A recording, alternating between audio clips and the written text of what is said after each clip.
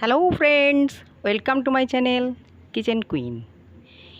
নমস্কার বন্ধুরা, আজ তোমাদের কাছে এক চটজলদি নতুন রেসিপি আনতে চলেছি। সেটা হচ্ছে চিকেন কাঠি কাবাব। এই চিকেন কাঠি কাবাব ঘরোয়া পদ্ধতিতে আমি তৈরি করেছি। নিয়েছি 200 গ্রাম চিকেন, আদা পেস্ট আর রসুন পেস্ট, আর নিয়েছি কিছু গুঁড়ো মশলা, সমস্তই হাফ চামচ করে নিয়েছি। আমি লঙ্কার গুঁড়ো, ধনে গুঁড়ো, জিরে গুঁড়ো, গোলমরিচের গুঁড়ো আর কিছু কাঁচা লঙ্কা।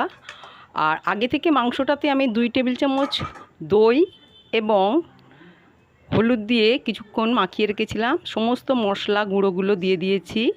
এবারে দিয়েছি হাফ চামচ করে আদা বাটা এবং রসুন বাটা আর স্বাদ অনুযায়ী নুন দিয়ে এতে দিয়েছি 2 টেবিল চামচ ছাতু অর্থাৎ ছোলার ছাতু দিয়ে সমস্ত উপকরণগুলো চিকেনের গায়ে খুব সুন্দর করে মাখিয়ে নিচ্ছি। এবং আগেই বলে রাখি, চিকেনের টুকরোগুলো খুব কিউব করে আমি কেটে রেখেছিলাম এবং সেটা আমি 2 চামচ টক দই দিয়ে আমি মিশিয়ে রেখেছিলাম। এবারে দিলাম 1 টেবিল চামচ মতন সাদা তেল, ওই ম্যারিনেশনের সঙ্গে মাখিয়ে রাখলাম এবং এই ম্যারিনেশনটা আমি খুব ভালো করে 1 ঘন্টা মতন রেখে দিলাম। কাঠি কাবাব করার জন্য নিয়েছি কাঠি কিছু, আর নিয়েছি কিউব করে রাখা টমেটো, ক্যাপসিকাম এবং পেঁয়াজের টুকরো। এবারে আমি একটি করে ক্যাপসিকাম টুকরো, কিউব করে রাখা চিকেন, পেঁয়াজ কুচি এবং টমেটো কুচি দেখুন আমি পরপর ওই কাঠির মধ্যে গেঁথে নিচ্ছি। এটা খুবই ঘরোয়া পদ্ধতিতে চটজলদি, চিকেন রয়েছে বা কোনো অতিথি এসে গেছে, সহজেই এই রেসিপিটা করে আপনারা অতিথি আপ্যায়ন করতে পারেন বা নিজেরা খেতে পারেন।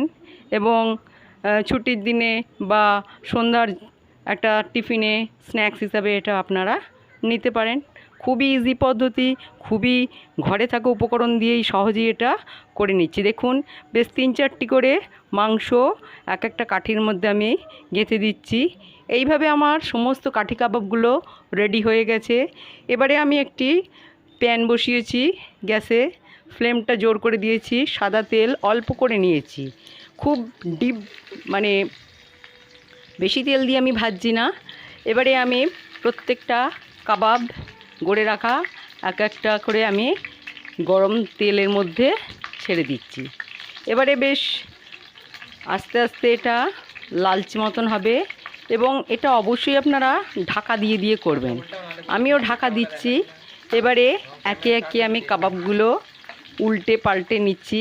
বেশ একটু লালচে, বেশ একটু পোড়া পোড়া ভাব হবে, তাতে কাঠি কাবাবগুলো খেতে খুবই ভালো লাগে। এটা আমি একে একে কাবাবগুলোকে গড়ে নিচ্ছি। আশা করছি এই ঘরোয়া পদ্ধতিতে চিকেনের কাঠি কাবাব তোমাদের সকলের ভালো লাগবে। আমার এখন কাঠি কাবাবগুলো ভাজা হয়ে গেছে।